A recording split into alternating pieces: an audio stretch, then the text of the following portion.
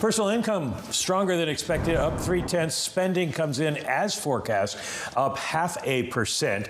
PCE price index as forecast, up 0.2. That's up from 0.1 gain the month prior in June.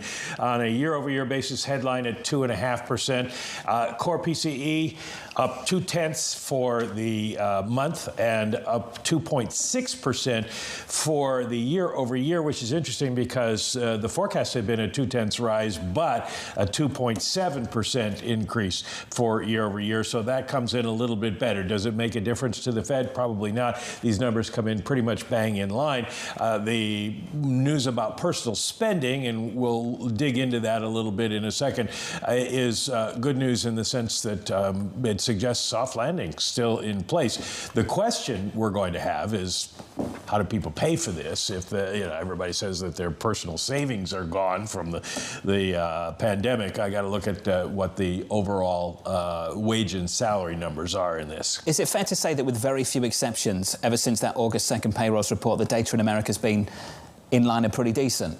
It has been in line, and I don't know whether, and I'm sure our guest will say that economists are getting better, but we had a lot of problems coming out of the pandemic, and now it seems to be a little easier to forecast. We're seeing much more in line with what the forecasts are. We knew this was going to be basically bang in line with expectations since economists have been doing this. My main question actually coming from this was something that Andrew Hollenhorst pointed out earlier in a note where he talked about how this ongoing spending, which we saw yesterday in the revisions to second quarter, means that savings rates are going to be coming down quite considerably. This is my question. How much are people basically spending and using what they have, not necessarily extra income or extra savings left over from the pandemic? We'll come back to Mike for some more details on those numbers. Around the table with us, Rob Sockin of Citi. Rob, your thoughts on all of this, where we are and where we're going?